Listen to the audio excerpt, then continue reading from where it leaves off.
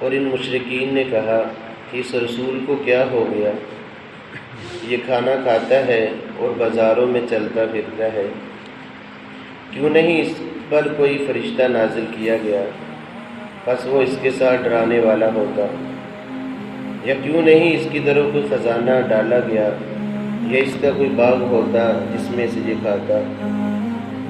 اور ظالموں نے کہا نہیں، تم پیروی کر رہے مگر ایسے آدمی کی جس پر جادو کیا ہوا ہے۔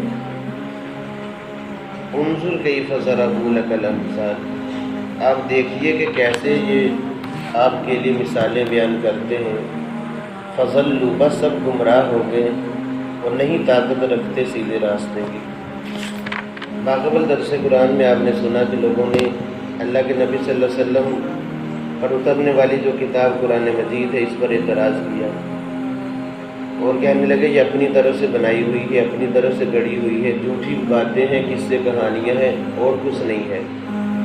تو اس کے جواب دیے کہ یہ قرآن مجید اللہ کی کتاب ہے اور اللہ کے نبی کا زندہ اور جاوید معجزہ ہے۔ قرآن نے مختلف چیلنج کیے ان کو، لیکن کوئی بھی قرآن کی مثل نہ لا سکا۔ اتنی بڑی فصاحت و بلاغت کے پہاڑ ہونے کے باوجود یہ قرآن کے مقابلے میں ایک صورت بھی نہ لا سکے۔ ان آیات میں ان کا دوسرا اعتراض ہے، جو دوسرا اعتراض انہوں نے اللہ کے نبی کی ذات پر کیا۔ یہ لوگ بشریت کو اور نبوت کو دو الگ الگ چیزیں سمجھتے تھے، دو متضاد چیزیں، کہ جو نبی ہے وہ بشر نہیں ہو سکتا بلکہ وہ تو کوئی فرشتہ ہونا چاہیے۔ اسی وجہ سے انہوں نے اعتراض کیا کہ اس رسول کو کیا ہے، یہ تو ہماری طرح کھانا کھاتا ہے، پیتا ہے، اسی طرح بازاروں میں چلتا پھرتا ہے، تو رسول تو ایسے نہیں ہوتے۔ یا اگر یہ رسول تھا تو اللہ تعالیٰ اس پر کوئی فرشتہ نازل کرتے، وہ آ کر ہمیں بتاتا کہ یہ اللہ کا نبی ہے، اس کی بات مان لو، تو ہم تسلیم کر لیتے۔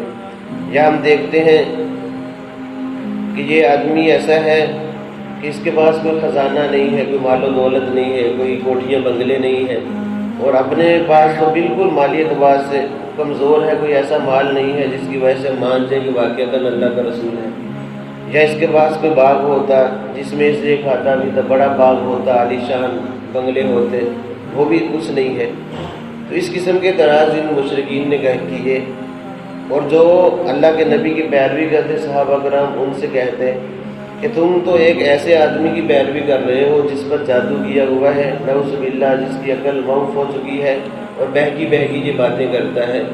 تو آگے اللہ نے اجمالی طور پر تھوڑا سا جواب یہ دیا، انظر کیف ضربوا لک الامثال، اے میرے محبوب دیکھیں یہ کیسے آپ کے لیے مثالیں بیان کرتے ہیں۔ اور یہ لوگ مثالیں تو بیان کرتے ہیں لیکن خود گمراہ ہو رہے ہیں اور سیدھے راستے کی طرف کوئی رہنمائی نہیں پاتے، طاقت نہیں رکھتے۔ یاد رکھیں بشریت اور نبوت بھی الگ چیزیں نہیں ہیں، بلکہ اللہ رب العزت انسانوں میں سے جسے چاہتا ہے نبوت کے لیے چن لیتا ہے۔ اور اب تو یہ سلسلہ بھی ختم ہو چکا ہے، آپ صلی اللہ علیہ وسلم آخری نبی ہیں اور ان کے بعد کوئی نبی قیامت تک نہیں آ سکتا۔ جو بھی نبوت کا دعویٰ کرے گا وہ جھوٹا اور کذاب ہے، نبی نہیں ہو سکتا۔ بلکہ امام اعظم ابو حنیفہ رحمۃ اللہ تو یہاں تک فرماتے ہیں کہ اگر کسی نے جھوٹا نبوت کا دعویٰ کیا، اس سے کسی نے اس بات پر دلیل پوچھ لی کہ تیرے پاس تیرے نبی ہونے پر دلیل کیا ہے، تو یہ دلیل پوچھنے والا آدمی بھی دائرہ اسلام سے خارج ہو جائے گا۔ کیوں؟ اس کو ابھی تک یقین ہی نہیں آیا کہ اللہ کے نبی آخری نبی ہیں، یہ اوروں سے دلیلیں پوچھتا پھرتا ہے، اس لیے بہت محتاط یہ معاملہ ہے۔ تو جو آدمی بھی ایسا دعویٰ کرے گا وہ جھوٹا اور کذاب ہے۔ تو اللہ رب العزت نے انسانوں میں سے ہی انسانوں کو چنا ہے، نبیوں کو چنا ہے۔ آپ صلی اللہ علیہ وسلم بھی بشر تھے، انسان تھے، لیکن اللہ نے نبوت کے لیے آپ صلی اللہ علیہ وسلم کو چن لیا ہے۔ دیکھیں آپ صلی اللہ علیہ وسلم کی زندگی، اب ان کو اعتراض کیوں ہوا کہ انہوں نے بچپن ہمارے ساتھ گزارا ہے، جوانی گزاری ہے، ہم نے دیکھے ان کے معاملات دیکھے، یہ عرب مکہ کے سرداروں کی بکریاں چرایا کرتے تھے۔ آپ صلی اللہ علیہ وسلم خود فرماتے ہیں چند کوڑیوں کے بدلے میں لوگوں کی بکریاں چراتا، اور ایسا بھی زمانہ تھا اللہ کے نبی صلی اللہ علیہ وسلم کا۔ آپ جانتے ہیں کہ آپ صلی اللہ علیہ وسلم کے بچپن میں سارے سہارے ٹوٹ چکے تھے، ماں کا بھی انتقال ہو گیا، باپ کا بھی، 8 سال کے ہوئے تو دادا کا انتقال ہو گیا، تو اپنے چچا ابو طالب کے پاس رہتے تھے، وہ بھی مالی اعتبار سے بہت کمزور تھے۔ اور اللہ کے نبی صلی اللہ علیہ وسلم مکہ کی گلیوں میں بکریاں چرایا کرتے. ایسا بھی ہوتا کہ پاؤں میں کبھی جوتا نہ ہوتا اور مکہ کی گلیوں میں یہ دو جہانوں کا بادشاہ جو ہے وہ پھر رہا ہے. ایسی بھی حالت رہی اللہ کے نبی صلی اللہ علیہ وسلم کی. پھر اللہ کے نبی صلی اللہ علیہ وسلم نے تجارت بھی کی ہے, تجارتی قافلوں کے ساتھ بھی گئے ہیں, ملک شام کی طرف اپنے چچا کے ساتھ بھی گئے ہیں. حضرت خدیجہ الکبریٰ رضی اللہ تعالیٰ عنہ کی مزدوری کی, یعنی ان کا مال لے کر بھی یہ تجارتی قافلے کے ساتھ گئے ان کو فروخت کرنے کے لیے. تو یہ سارے کام جو عام انسان کرتے ہیں اللہ کے نبی صلی اللہ علیہ وسلم نے بھی کیے ہیں. اس پر یہ اعتراض کرتے تھے کہ 40 سال ہمارے اندر گزارے اور اب یہ اٹھ کے کہتا ہے, ہمیں کہتا ہے کہ میں اللہ کا نبی ہوں, میری بات مان لے. یہ ہماری عقل میں آنے والی بات نہیں ہے. یہ ان چیزوں کو عقل پر پرکھتے تھے اور کہتے تھے مالی اعتبار سے دے تو بہت کمزور ہے, ہمارے پاس تو بڑے مال و دولت ہے, اسباب ہے, باغات ہے, سب کچھ ہے, تو یہ تو مالی اعتبار سے بڑا کمزور آدمی, تو یہ نبی کیسے بن سکتا ہے؟ تو اللہ رب العزت نے اس کے مختلف مقامات پر جواب دیے ہیں. فرمایا کہ ہم نے انبیاء علیہ السلام کا جسم ایسا نہیں بنایا کہ وہ کھاتے پیتے نہ ہو, بلکہ سارے بشری تقاضے آپ کے ساتھ بھی لگے ہوئے تھے. سردی بھی لگتی تھی, گرمی بھی محسوس ہوتی تھی, بھوک بھی لگتی تھی. غزوہ خندق کے موقع پر دیکھ لیں, اللہ کے نبی صلی اللہ علیہ وسلم نے اپنے پیٹ پر پتھر باندھے ہوئے تھے بھوک کی شدت کی وجہ سے.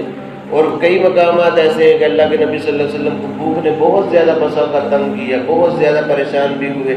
اسی طرح غمی اور خوشی بھی اللہ کے نبی صلی اللہ علیہ وسلم کو آتی تھی. سارے انسانی تقاضے, بشری تقاضے آپ کے ساتھ تھے. ایک مرتبہ بخار ہوا, حضرت عبداللہ بن مسعود رضی اللہ تعالیٰ عنہ نے ہاتھ لگایا جسم مبارک کو, بہت زیادہ بخار تھا. عرض کی یا رسول اللہ آپ کو تو بہت تیز بخار ہے. فرمایا کہ مجھے آپ لوگوں سے دگنا بخار ہوتا ہے, یعنی جتنا آپ کو ہوتا ہے اس سے 2 گنا مجھے ہوتا ہے. تو پھر عرض کی یا رسول اللہ پھر تو اجر بھی آپ کا دگنا ہوگا. فرمایا یہ بات درست ہے, ظاہر بات ہے جتنی بڑی مشقت مشکل اتنا زیادہ اجر اللہ تعالیٰ عطا فرماتے. تو دیکھیں بخار کا ہونا یہ بھی بشری تقاضا ہے. تو تمام بشری تقاضے اللہ کے نبی کی صلی اللہ علیہ وسلم کے ساتھ تھے. تو اللہ رب العزت نے جواب دیا کہ پہلے انبیاء علیہ السلام بھی ایسے ہی تھے کہ وہ بھی بازاروں میں چلتے پھرتے بھی تھے, کاروبار بھی کرتے, اپنے سارے معاملات بھی دیکھتے, کھاتے پیتے بھی تھے, اور آپ صلی اللہ علیہ وسلم بھی ایسے ہیں. لیکن یہ مشرکین کہتے ہیں کہ کوئی رسول ہونا بھی ہونا چاہیے.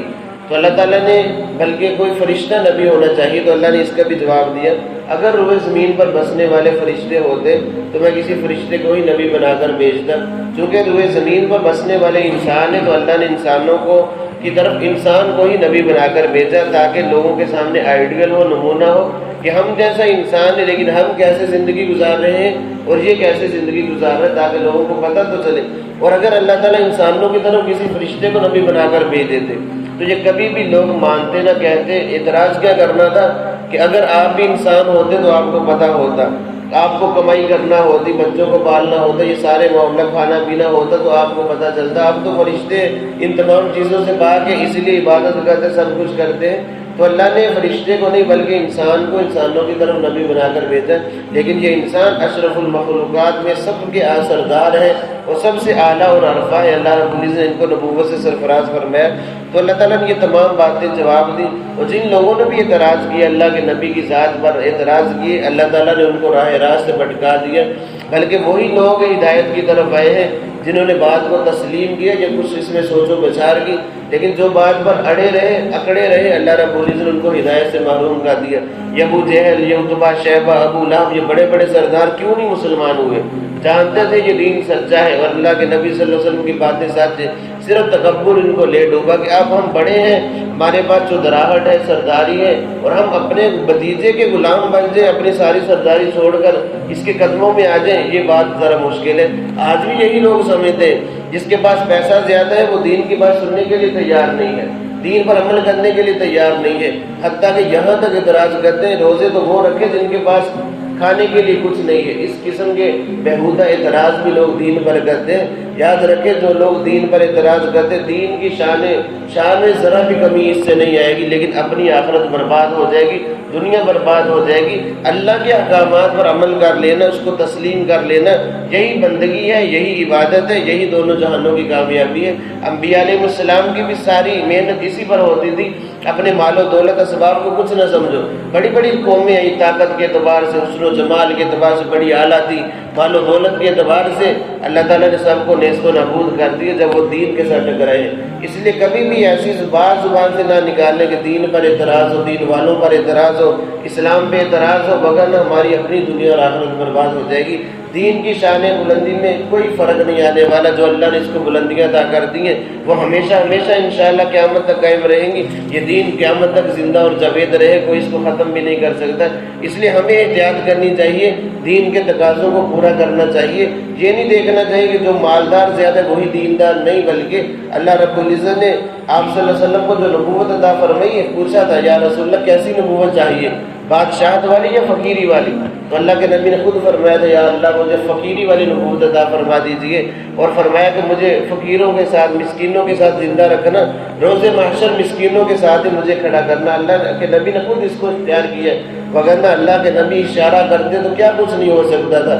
یہ پہاڑ، اونٹ کا پہاڑ سونے چاندی کا بن سکتا تھا، اللہ نے پوچھا بھی تھا، لیکن اللہ کے نبی نے اس کو پسند نہیں فرمایا اور اپنے غرباء کا خیال رکھا، کیونکہ غریب لوگ روز محشر روایات میں آتا ہے کہ 500 سال پہلے جنت میں چلے جائیں گے امیر لوگوں سے۔ اس لیے اللہ نے جس حال میں رکھے اس پر اللہ کا شکر ادا کرے، اور یہ جو اللہ نے طاقت دی، قوت دی، پیسہ دی، اس کو دینی کاموں میں خرچ کریں، اللہ کی اطاعت و فرما برداری میں خرچ کریں، تب ہماری کامیابی ہے۔